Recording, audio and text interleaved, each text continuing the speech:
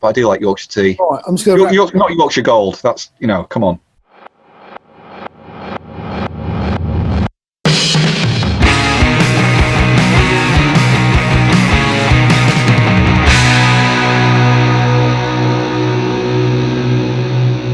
Right, Jon Gomm. Right, mate. I'm Matt. Yeah, I'm all right, yeah. We finally got it working then. Messing about with the old settings on Zoom. But how are you?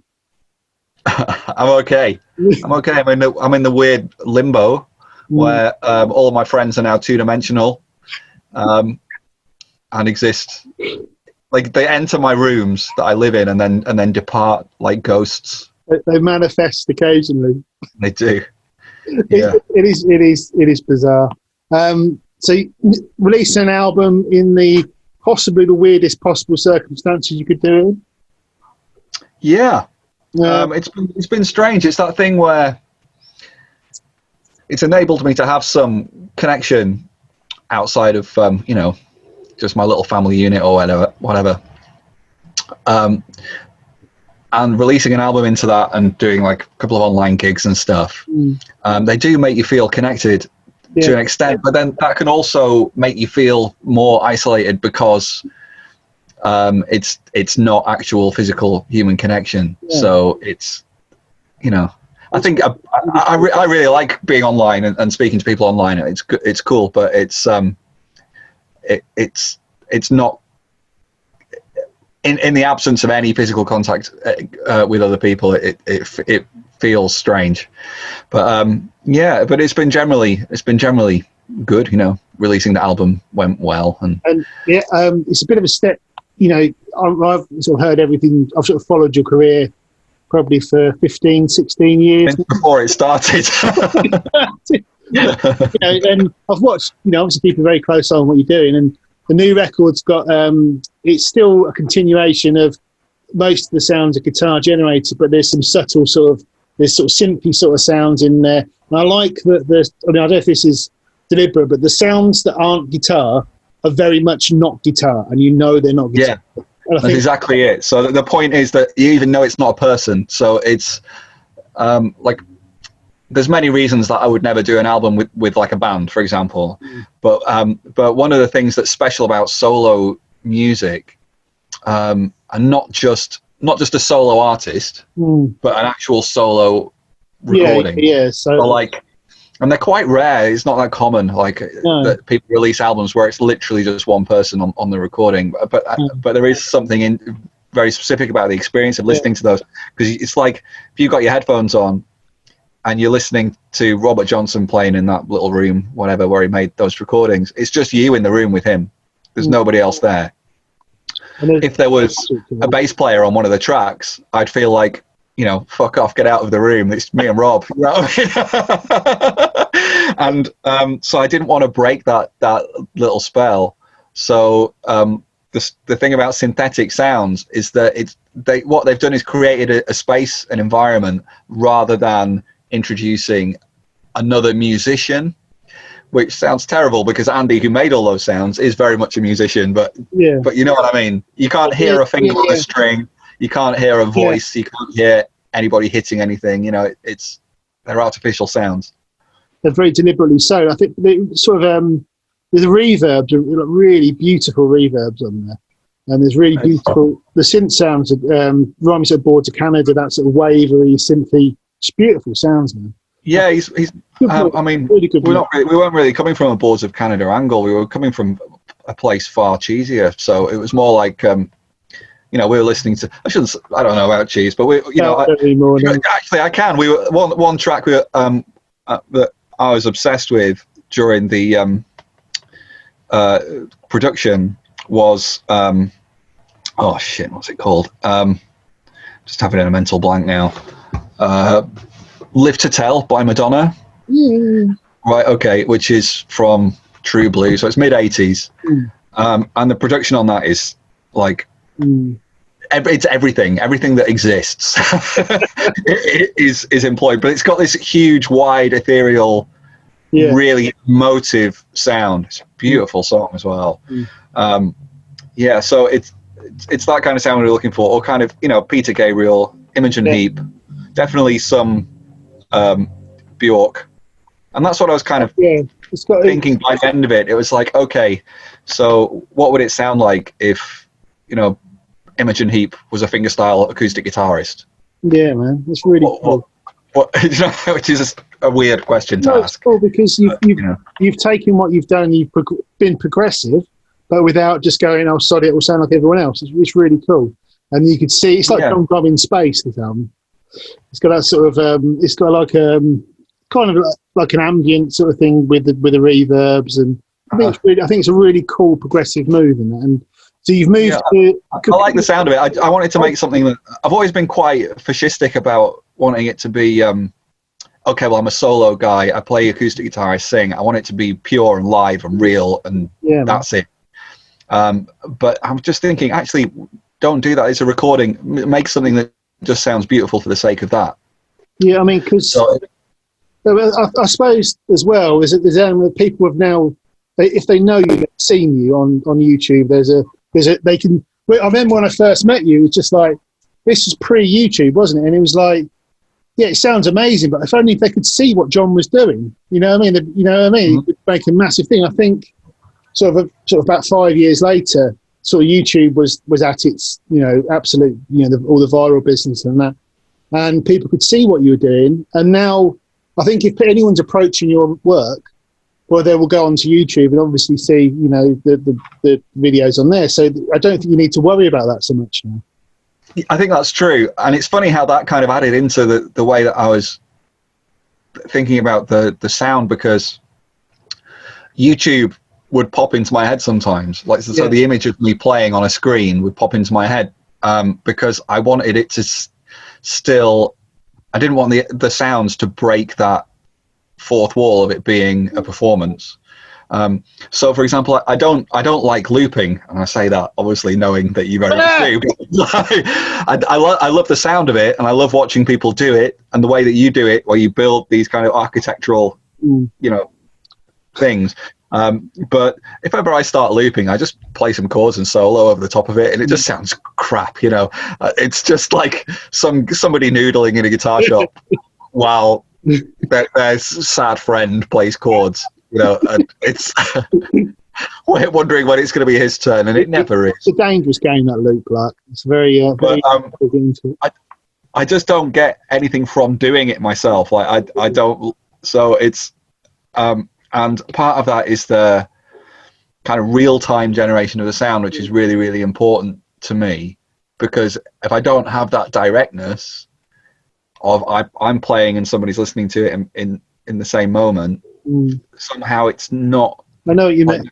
The emotional experience isn't real for me as a performer, and it's funny because I don't get that experience from watching looping. It's really, when I watch somebody looping, it's really exciting and thrilling and really connects you to them. So I don't know. I can see. I mean, it was like I remember seeing you, all those years ago. I was thinking, well, I don't want to do that because you've done that, and you've done that really, really well. Really hard as well. Do you know what I mean? It's really, really hard. I'm not touching the.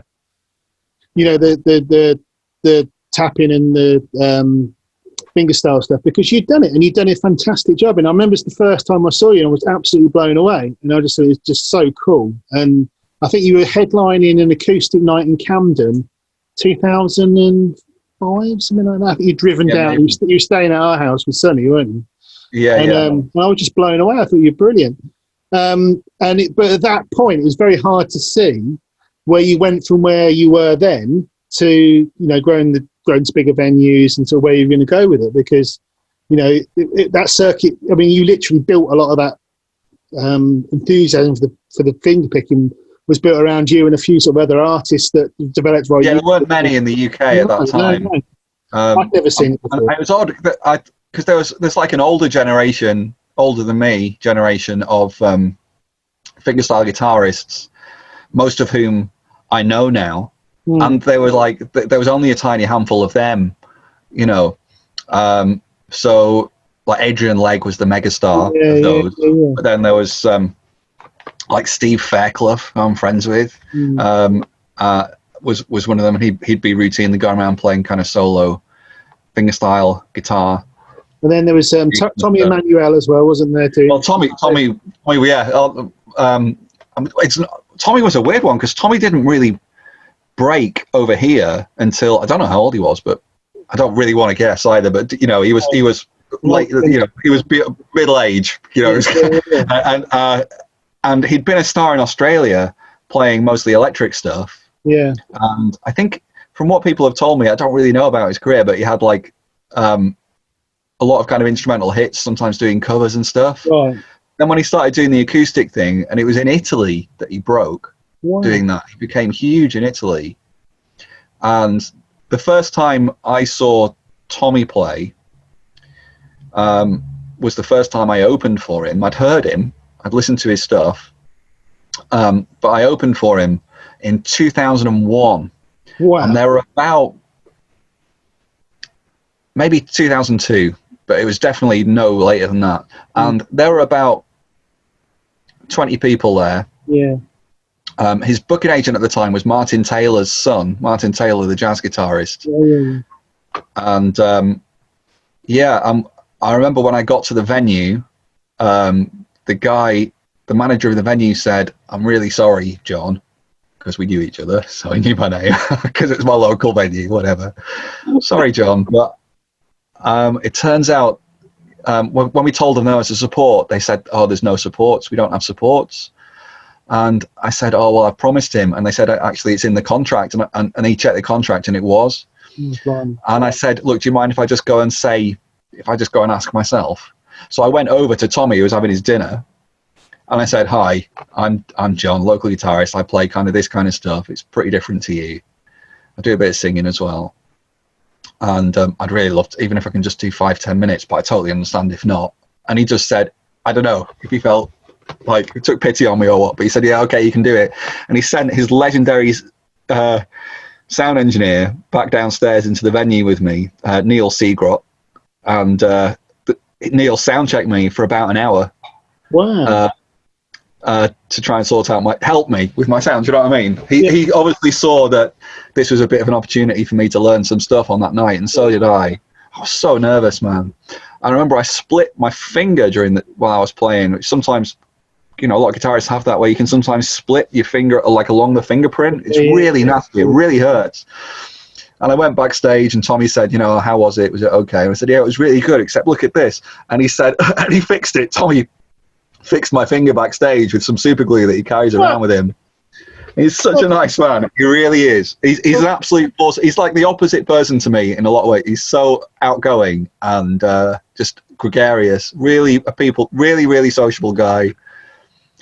Like an incredible showman, whereas I'm much more kind of introverted and on stage you're very confident on stage, aren't you? No, I don't feel it. Although it really depends what mood I'm in. Yeah. But it depends. If I'm in the swing of it and I've got a load of gigs under my belt and going for it, then it can be. But I can be really, really nervous before gigs. Yeah, really varies, Yeah, I mean, it's definitely a weird one because to get into the mentality of being a performer on stage, you have to go into character a little bit sometimes, and I struggle with that sometimes. I don't have one. I just don't have one. There's no safety net. No, it never occurred to me to do that. Right. So I don't.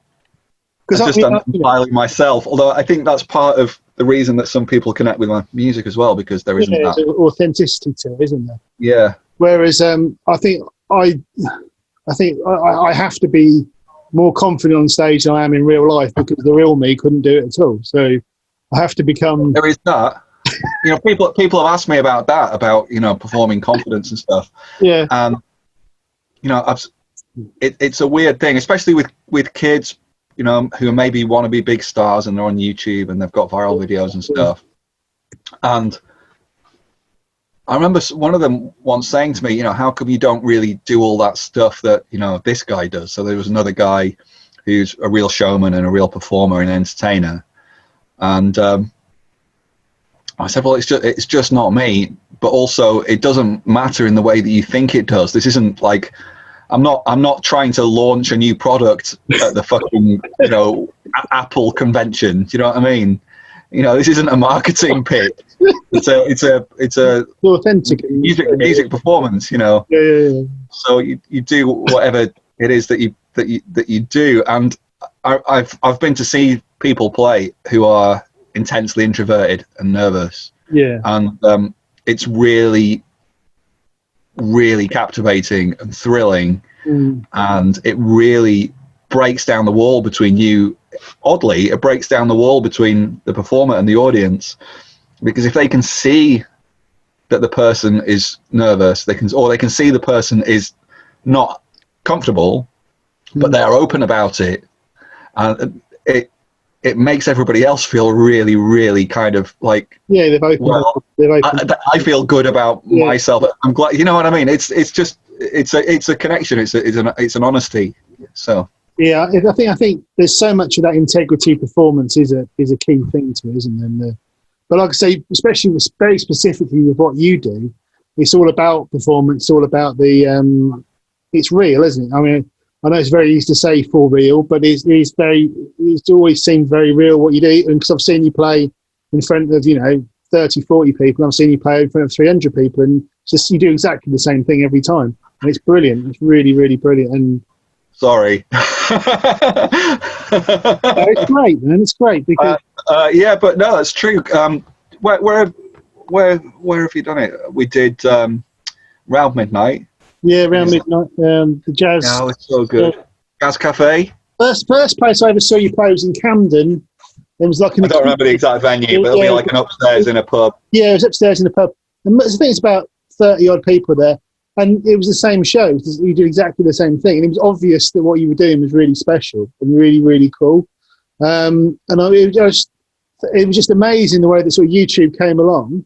And the people, they can see him. Yeah, of course he's good. You can see him now. But because no one could see it, you know what I mean? And I think, when the Passion Flower thing happened for you, I mean, that was just amazing. I was so pleased for you. And it was just it was really like a roller coaster. It was really seat of the pants stuff. It was scary. I get vertigo sometimes looking back. Yeah. And it's not just like having a viral video, because that's just a thing that happens. Yeah. Loads of people have that. It could be a dancing cat, but obviously, if you're a musician, it's kind of a career. Even then, it doesn't. Even then, it's of no help to a lot of. Maybe most people who have a viral video, they don't kind of do anything off the back of it. But if you've already been gigging for years, you have things to do then, and you have, so. Did you find the more people said how good it was, the more crippling and upsetting inside it was? Because I found the more people said nice things about my guitar playing, the more difficult I found doing shows. So I remember one. Yeah, it definitely builds up pressure. Yeah. Yeah, I didn't like it. I remember when I was someone introduced me a gig, and he's just been voted the 4th best guitarist in the world by the Reason Progressive Rock magazine, Matt Stevens, and you have to go on. Yeah. To be honest, I was just completely, that stuff. Yeah. And I was crushed inside, John. Yeah, I can totally get that. I find that as well, and definitely the more expectation there is, the harder it is for sure. Yeah. I think the more people say you're good, I'd rather go in and people go, this is going to be a bit of a, I'd rather win over people than have to go in and say like, oh, he's really good, he is, or you're going to see a show tonight, and it's like, no, you're right. You know what? I've never really thought that. That's I'm going to try and adopt that mentality. I think of trying to win people over. I think it's a lot easier to win. I don't know. Well, maybe you can make it happen. Maybe you should just before the start of the gig, just kind of, I don't know, fall over, let your trousers fall down on purpose or something. I'll probably do that anyway. I mean, I haven't got a massively clumsy bloke. So me too. The new record's on kscope. How's it been sort of moving from sort of more of a sort of independent sort of thing? I mean, you've always been quite fiercely independent, and now moving towards a sort of more of a label sort of situation. How's that been? Has that been all right? Or? Yeah, I mean, it's been necessary. So for me, it's a question of not being able to do everything myself. So my wife was my manager for a long time, as you know, and then we had a kid, and that became kind of unsustainable. Yeah. So at that point, I hired another manager because obviously that's what I assumed was the right thing to do, and it didn't really work out because you can't really nobody can really be your manager after your wife's been your manager. It's not very easy for that to happen.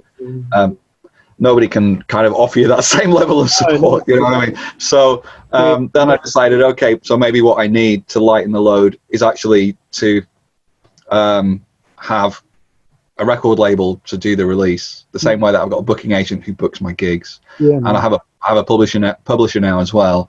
So it's just somebody else taking care of stuff that I would have to have done myself otherwise.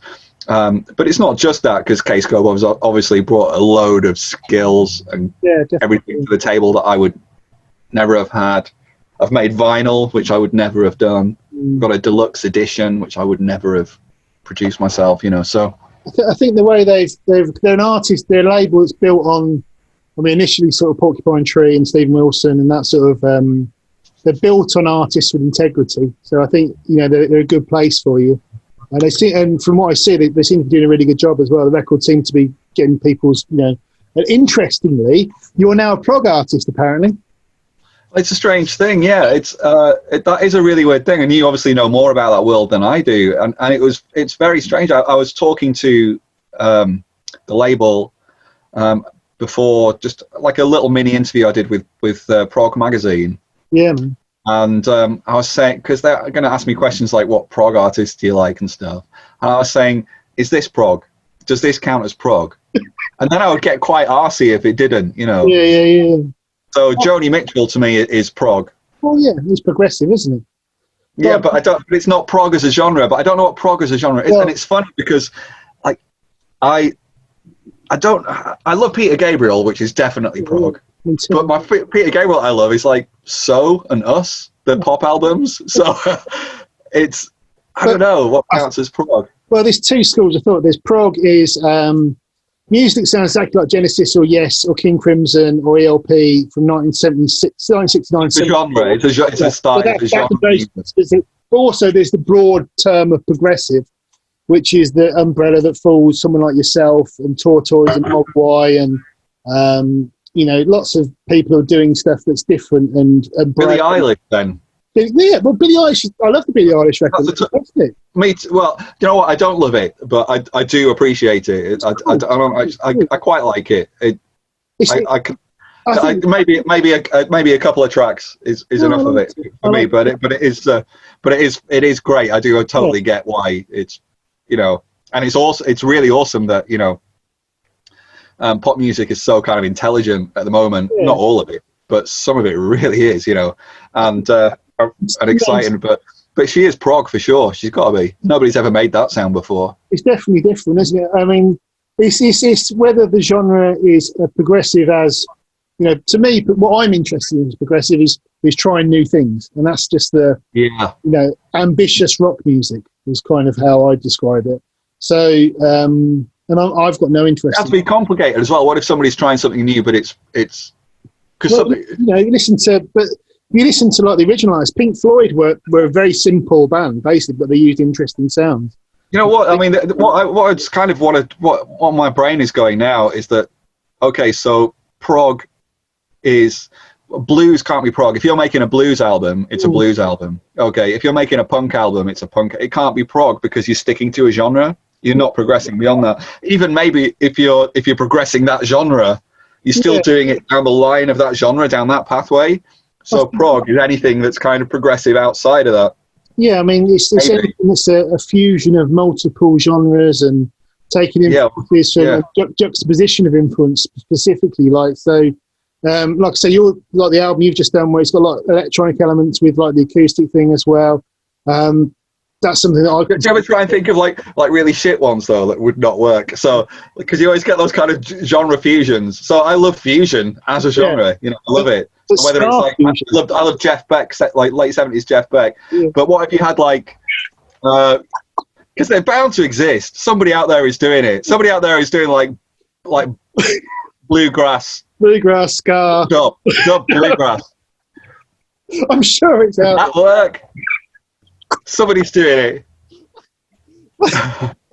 You know, I think, you know, talking to Jerry and, you know, from Prog Magazine, and I've spent the last 10 years, 15 years of my life in that world, and it's it's anything that's ambitious, I'd say. It suits you kind of genre-wise from your background of what you've been really into. Like when I first met you, you were really into Mahavishnu. Yeah, it was and learning all the guitar parts and stuff.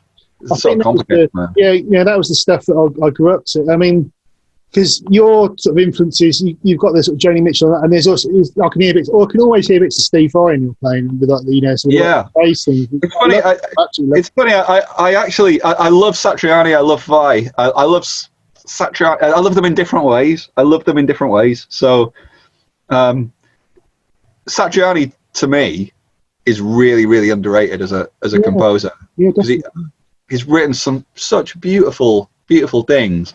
And also the way that he composes, in terms of he takes like specific ideas which can be either guitaristic or not, but he'll use little tools, might be theory thing or something, and he'll use it in kind of a really simple way, but then construct it in he generally writes in quite a pop sensibility, and I really, really love that approach.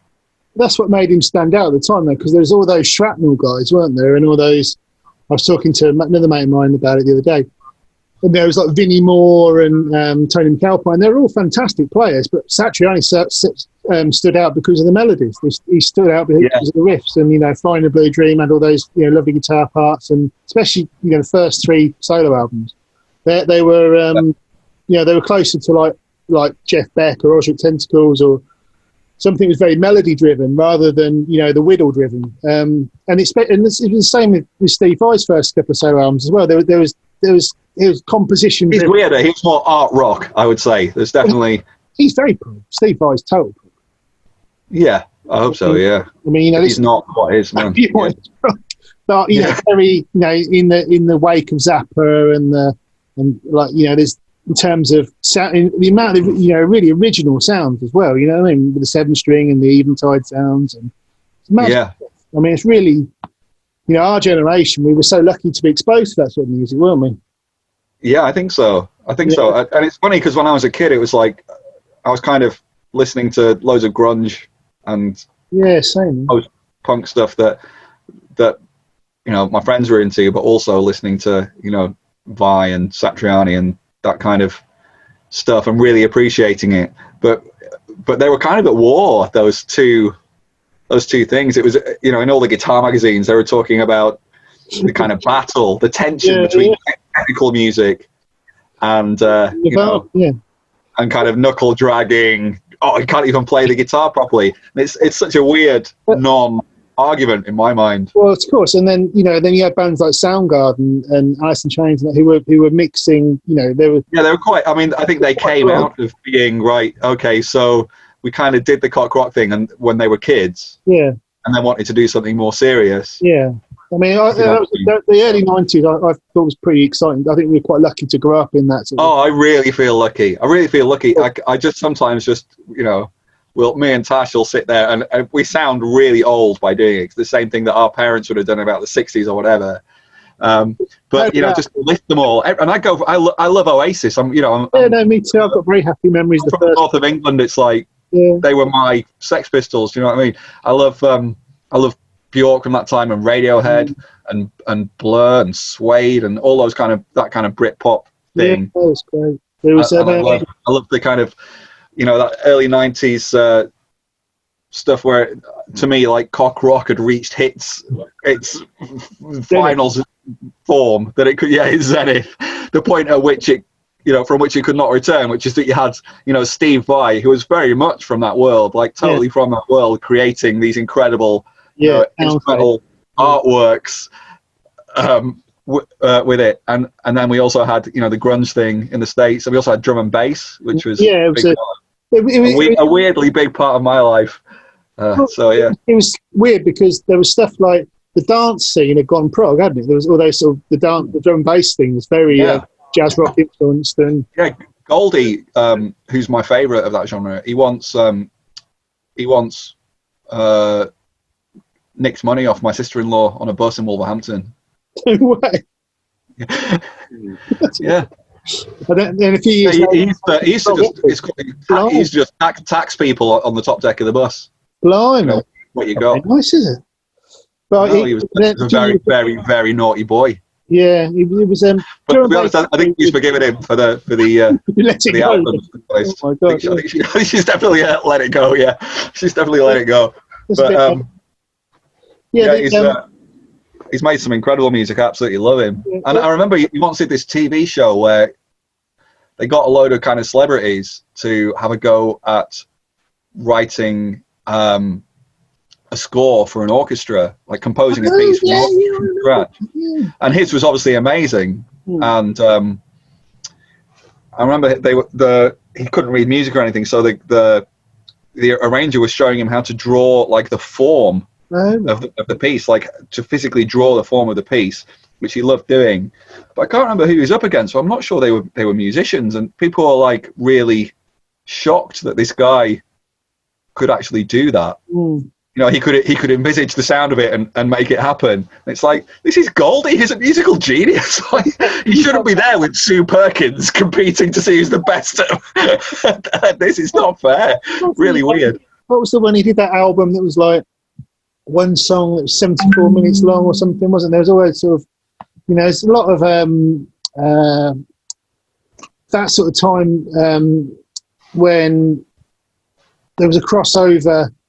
He did that 74 minute long song or something, or okay. I mean, I always found that the juxtaposition of different styles, the advance in technology, you know, sampling was getting better and better all the time, and it was, you know, there was a lot of interesting avant metal stuff. There's, you know, people were taking a lot of risk in the 90s, which was quite cool as well. So, without wishing to become weren't the 90s great, but you know, you know, I remember when the Whatever single came out, the Oasis Whatever single, and I loved that. And I thought, you know, all these string arrangements, and it was really exciting. But yeah, you know, I think there is a lot of really exciting music happening at the moment as well. But obviously, we're in a different time, and in terms of like pop music now, the arrangements on modern pop songs are incredible. Just there's so much going on arrangement-wise, harmonically. I do find that there can be a lot of. So I guess my main issue with modern music is the excess of kind of terms that I really don't think have any place in the world of kind of popular music. So terms like quality and paradigms, and where everything's kind of. I don't really. It's funny. I don't really care if something's good. I just care if it matters. Yeah. So there's a lot of amazing technique out there now. So you don't hear albums with bad drummers. I mean, you probably do, but you know, but not like down the Bullet Gate. But unless you're listening to Metallica, no, it's the obvious. It's the obvious. I don't even agree with that. It's Kirk Hammett who's dreadful. No, I didn't say that.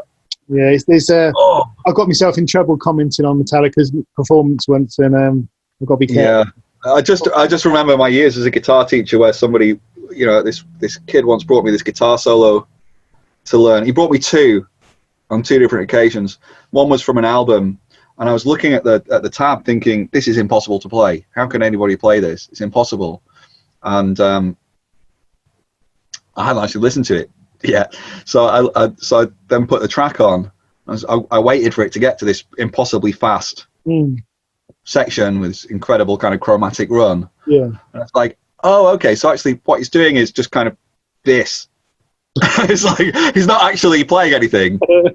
He's just moving his fingers on the neck and pricking really fast on the same string.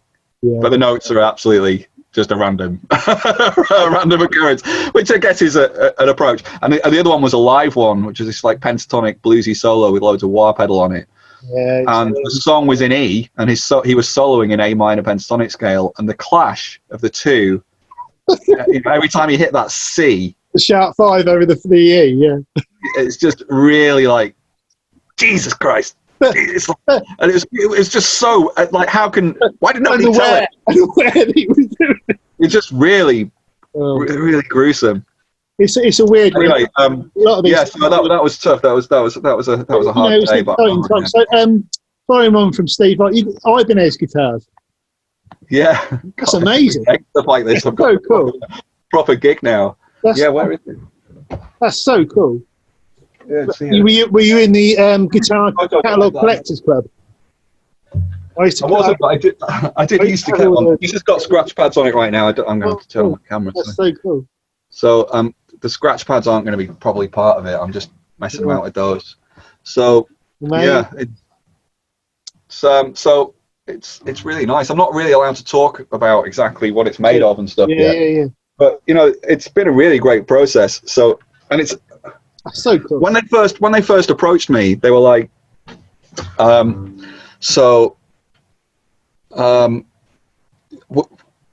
they were kind of just trying to make sure that I wasn't expecting, I guess, to be completely in control. But I came away thinking I wasn't sure exactly how much influence I'd have over the design. But as it turns out, I've done so much of it, like, and little details, which the bits you end up being really proud of, like the shape of the bridge. Yeah.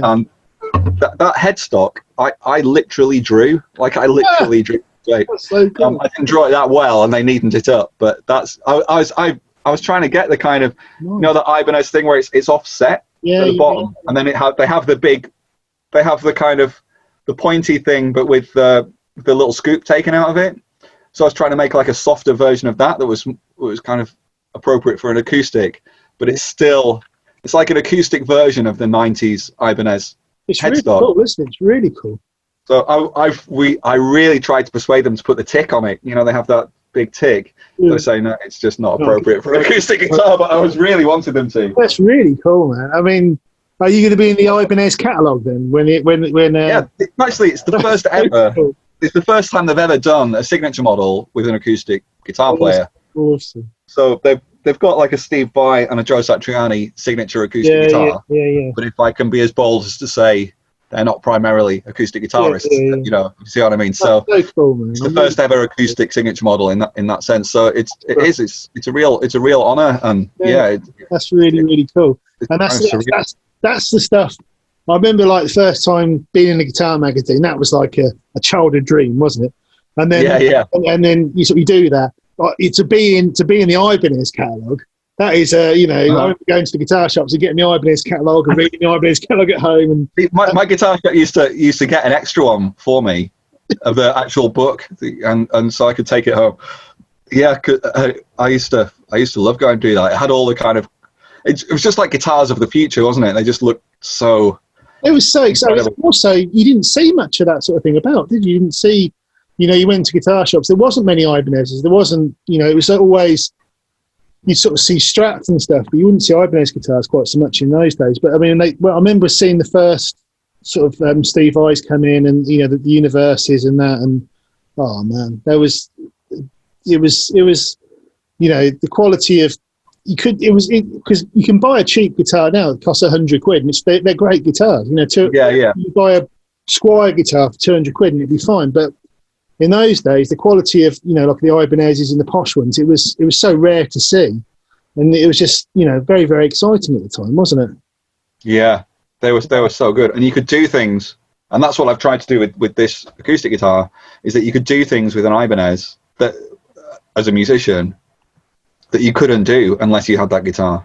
And then those things got added to other people's guitars, but they innovated a lot of stuff. They innovated a lot of stuff that people think other people innovated, but it was actually them. And part of that was working with guys like Steve Vai and Joe Satriani and others.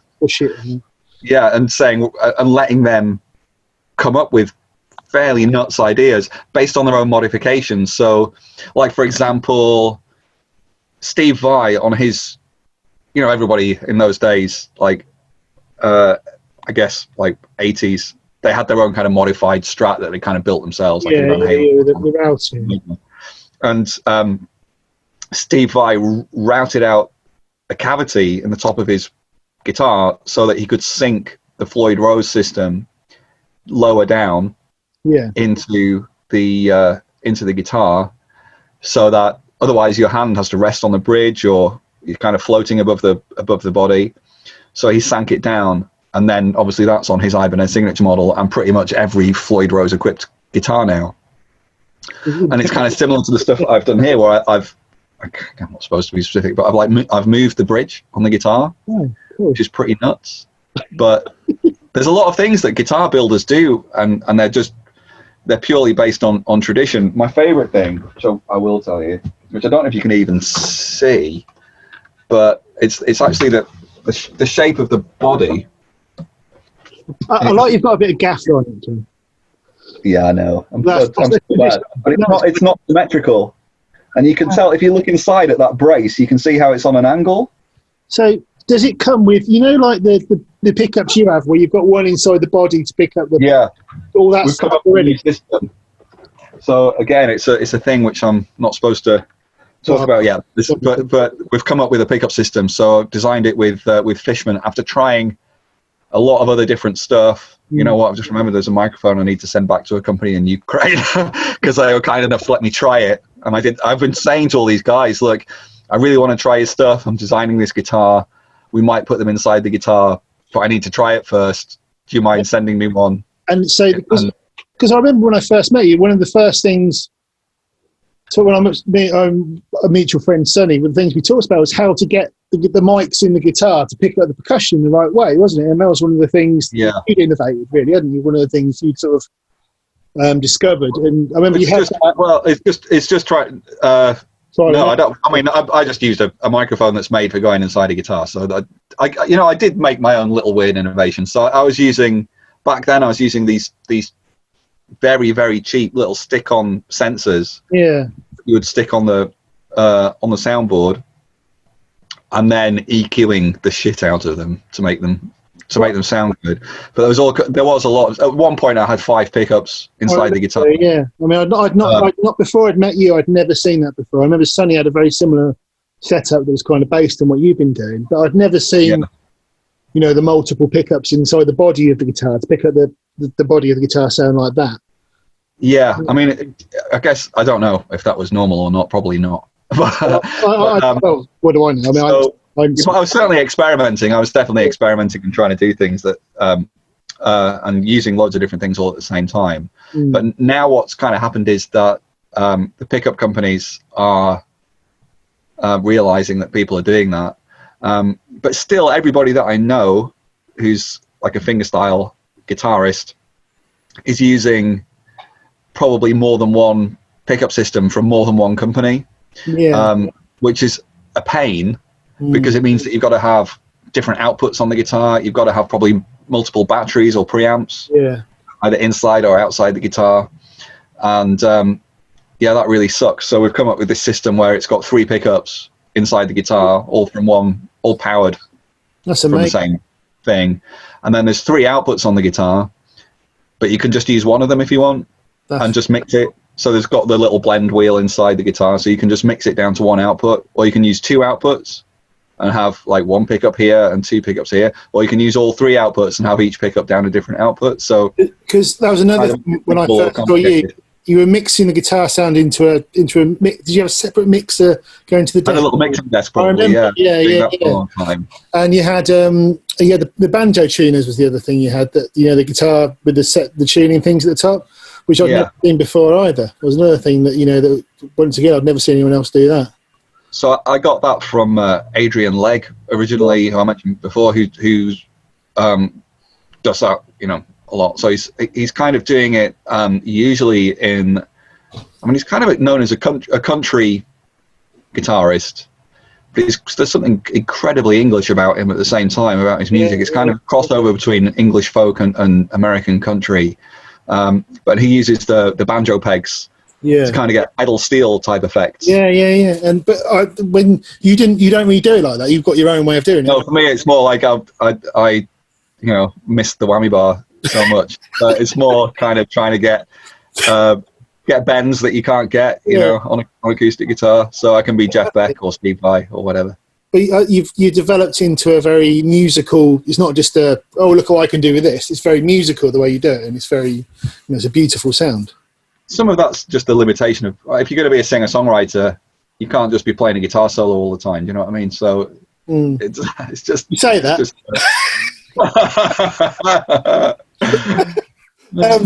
Right. Okay. I've just got a couple of questions up from our Facebook group, the Fierce and Dead Facebook. All right, great. I didn't know that. Oh, right, brilliant. I asked a few people if they, I didn't know one. What are your earliest memories of playing guitar? I thought it was just going to be what your earliest memories. Then. Yeah, cheese, biscuits. What are my earliest memories of playing guitar? Well, I have a memory that I don't know if it's implanted or not. You know how you can fake memories. Hear a story and see photos, I mean, I have a photo of me playing a ukulele aged about 2.5, because supposedly that's all I wanted for Christmas that year was a guitar. So they got me a ukulele. Oh. I actually smashed that ukulele up, kind of a Pete Townsend moment in the backyard when I was, not that much older than 2.5. I started getting guitar lessons when I was about 4 or 5. But I don't know what my earliest memory of playing is because it's so long ago. Got another one here. What were the turning points in your technique that helped you progress?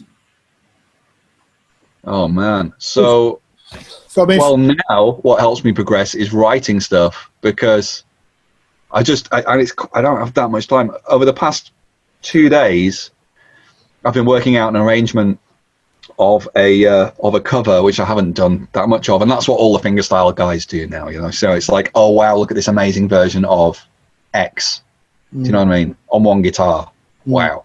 Whether it's and it's every song in the universe has now been done, but I'm actually doing one. I've only ever done one like that, which is Ain't Nobody cover. It's my only instrumental cover that I do, and I've decided to add one to it, so I've been doing that the past couple of days, but every time I write something, I can't possibly play it. So that's the thing that I kind of recommend. If somebody wants to improve their technique, it's not the only way. Also, practice your scales. That's the thing you should do. But if you write stuff, don't write it like in real time on the guitar. Like if you're writing something on the guitar, just think, right, well, I'm going to have this here, and then this note here, and then this note here, and then this chord, and then I'm going to do that. Okay, and that's what's going to happen. And then play all those bits really slowly, like out of time and not in order, and think, right, that's what's going to happen. And then learn how to do that. That's what I recommend. Do you, when you use with different tunings, do you know where the modes are? Do you know where the scale notes are? No, that would completely defeat the object for me. Yeah, I know what you mean. That's when I use different tunings. I'm trying to disorientate myself. That's deliberately trying to, because that's the only way to come up with new stuff sometimes, because all the time. If you give me a guitar in standard tuning, I will bore the shit out of you, Matt Stevens. You'll so want to leave the room, and I'll go on for hours. You give me an electric guitar in standard tuning, and I don't even have one. I've got all my guitars are just like boxed up. Like my electric guitars don't ever see the light of day, and if I get them out, I will just bore myself, and it blows my mind to think how many years I spent learning how to do that, learning how to whittle and noodle and stuff, and I just never do it at all. Maybe if I did it more, I'd do it in ways that I didn't find so dull. But it's difficult because I mean, like I say, we grew up at the age of practicing 8 hours a day and learning all that stuff and the speed and all that. But it is surprisingly how it's not that useful, that sort of stuff, is it, in any practical sense. But I suppose it gives you the basis of the technique where you can do flash stuff and you can just... I think so, and I think there's a difference. I mean, being a fingerstyle guy, most of the younger fingerstyle kids, not all by any means, but a lot of them don't have that. Right. And they don't have any kind of background beyond what they're doing. It's much more likely they'll come from a classical background and they've gone into fingerstyle, especially the kids that are coming out of Asia or Eastern Europe, where classical guitar, the repertoire is quite weird compared to other classical instruments, and I found it pretty boring when I was a kid and instantly wanted to play other stuff whenever I was kind of allowed or able to. And the fingerstyle repertoire now is amazing. I mean, look at it. You could learn, Andy McKee's original pieces, or you could learn like somebody's version of, you can learn about 17 different guitarists' amazing versions of Bohemian Rhapsody or whatever. Do you know what I mean? It's really exciting and fun. But they don't have that kind of scales, modes, technique, composition, theory. They don't have that kind of background, which I think is kind of a shame, because they miss out compositionally. Those guys, they don't have anywhere to go. They don't have any palette to work from. It's bizarre, because looking online, I mean, as far as I can understand, the standard of playing's radically improved in the last 15, 20 years. I mean, you look at the standard of playing on YouTube and younger people and stuff, it's just brilliant. But what you don't, I mean, what one of the advantages we had is we didn't know what we were doing. We couldn't make the sounds of. If I wanted to stand, I lived in a town where there was you couldn't buy a book on how to play like Steve Vai. You can buy a book, Matt. You can, yeah. No books. No band. No, we didn't have a bookshop. But what's that, Matthew? What's that, young Matthew? What's he doing there? What are those markings? What are those markings on the paper? Raiders? We don't have raiders out there.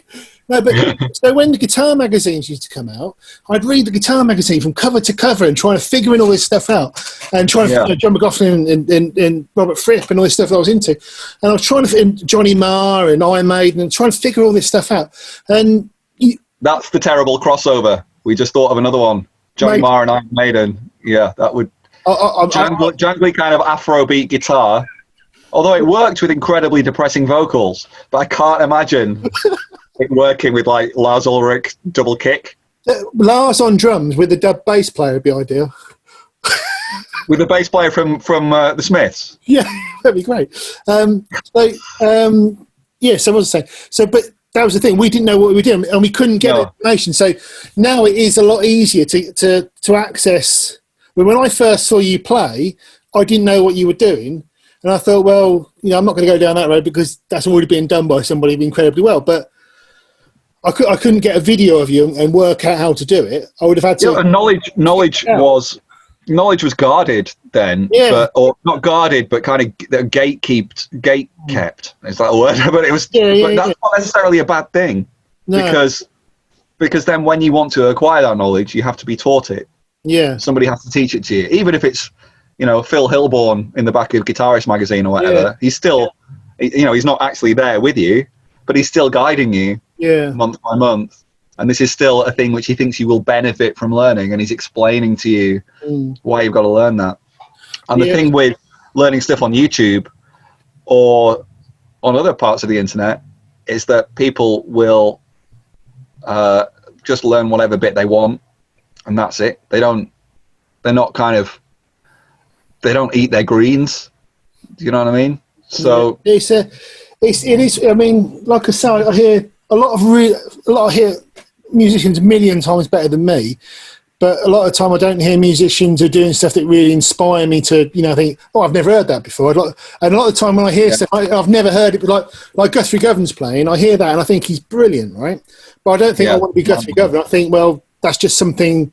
That's something that's inspiring because it's lovely to see someone who can do that. You know what I mean? I think that's and it's and but I've never wanted to go. You know what? I want to learn how to play Guthrie Govan guitar solos because the world's very good Guthrie Govan. I met Guthrie when I was 18. I met Guthrie at the Guitar Institute, and it's before he started kind of teaching there. He was just teaching private lessons there on a Sunday morning or something, and I discovered that. So I went in and I heard him play and I was like, oh, what the fuck? Yeah. As everyone does, yeah. So I went home and I got all my guitar magazines, because I used to cut out all the bits of guitar magazines that I liked, and I've still got all the folders. Yeah, me too. And there were things that I was just like, you've got the tab, but I don't really know what this is supposed to sound like, and it seems impossible. So the key example of that will be Buckethead lessons. Yeah. So Buckethead lessons from Guitar Player magazine in the 90s. So I got them all out and I took them to Guthrie and I said, have you ever tried these? And he said, oh no, I've not seen that, and he would try and play it and it's like couldn't really do it, and so he'd say, can I borrow it? And then he'd come back the next week and he could just play all of them like a blistering speed, and he'd say, oh thanks, I really enjoyed those. It's like, holy shit, this is amazing. I remember when I bought a whammy pedal and I just bought it and I took that in and he hadn't tried one before. And he just sat there with the whammy pedal, just going, woo, woo, woo, and it was just the most Guthrie thing I've ever seen in my life. He's such. It seems like a very. I mean, we played a gig opening for them once, with his band, and it was just like seeing. I mean, it was busy as well. There's a lot of people there. I mean, it's lovely to see that someone who's that good doing so well. It's just lovely to see, isn't it? That he's such a nice guy. I remember when he did a gig in a restaurant with my friend Dave Kilminster, and it was like a restaurant gig, but I don't know. I can't remember exactly what they were playing, but I just remember that Guthrie was playing bass, and he'd got a fretless bass, which he'd either bought or borrowed a couple of days before, having never played a fretless instrument in his life, and then did a gig on it. Oh my god! For 2 days later. But he's another guy who's always been in the guitar community very highly thought of. But in the last sort of 10 years, he's become sort of well known in sort of amongst a variety of music nerds and sort of prog nerds. But I think we did those gigs with Stephen Wilson and that. And what was the band? What's the band he's got now? The Aristocrats. We opened for them once. Yeah. They're playing big gigs now, and it's really nice to see someone who's that good. And I think there is an element of. I think there's a lot of people into that sort of thing, and it's definitely through YouTube and through people who can sort of a lot of obviously it's a lot. No, it's like I think people go and watch Guthrie, and some people come and watch me because they want to see me do that thing, and it's a little bit like going to watch somebody do a sports demonstration or some kind of cooking masterclass. It's just I want to see that person do that incredible thing. Yeah. And even with somebody like, and it's not about songs. It's like Alan Holdsworth. I couldn't sing you one of his. I could sing you one maybe, but you know what I mean. It's like it's not about him having massive tunes or whatever. It's like with Alan Holdsworth. I guess people did the same thing. They went to see him for that, but he was famous because of the sound that he made. He made this kind of unique noise. Amazing. Maybe it wasn't. Maybe it was just about technique. I don't know. I think. Well, me, it was about technique. No, I think the best, like you and Guthrie and Alan Holdsworth, they're people who are musical. The technique is just a way of facilitating the music. But there's some people who you go and see, and it's just noodles, isn't it? It's just as you get older. The end of the stuff that is exciting is stuff that makes the hairs on your arm goes up, isn't it? You know what I mean? When you're watching something, it's like, and that might be 3 notes, it might be 3,000 notes, but it's still it's the communication. I think, especially your shows, especially when you do the things where you walk into the audience and you take the mics off and all, it's just like, look, hairs on my arm, thinking about it. Oh, that's so nice. Because it was magical seeing it. I'll get emotional now. But it was really magical to see that done, and that's why music's important to me, because I can't control that. That's not me faking it. Yeah, me too. Yeah, me too. It's like, that's too. That's the magic to it. Right. See if there's any more questions I need to ask you. Does he feel sorry about the state of that poor Loudon? No. No, I don't. She's. It's all musical together, and the Ibanez is doomed to the same fate. And what's your favourite brand of tea? That's a tricky one. I drink Yorkshire tea mostly, but I live in Yorkshire, and if you don't drink Yorkshire tea, people judge you kind of morally. So, yeah, I don't know, but I do like Yorkshire tea. All right, I'm just going not Yorkshire Gold. That's come on, it's too far. What's the? I think you are the Pope. Right. One last thing. What pedals are you using at the minute, John? So right now I'm looking at my board. So I have various things. So I use the OC5 now. Boss have released to upgrade on the OC3, which is well worth having. I use a TC Helicon kind of voice guitar processor as kind of it just does a job, and it's fine. What the pedal that I really love is my Zoom multi-stomp. It's so great. Yeah, right, so no, not that one. I have the BT100 that they don't make anymore. Oh, have you got one? Have you got the MS70? I've got the MS70. I love it. I think it's fantastic. Oh, it's so amazing. It's like every really cool reverb or delay, like a weird, like the shimmer reverb, or I love mine. Like maybe a bit of Blue Sky rip-off, maybe a bit. I shouldn't say that. I don't know if you're allowed to say it, but they seem to have pretty well copied the really exciting reverbs and delays, and it's like it's 80 quid or something. I've got the Eventide H9, which is like the poshest one, and I've got the Zoom M70, which is the cheapest one, and the M70 is probably because you can stack up multiple effects on it, and then just hit one button. You're not doing that on the H9. No, H9s can only most algorithms can only run one sound at a time. Yeah, Wow, blows my mind. It's like, how much does that cost? they're about 700 quid.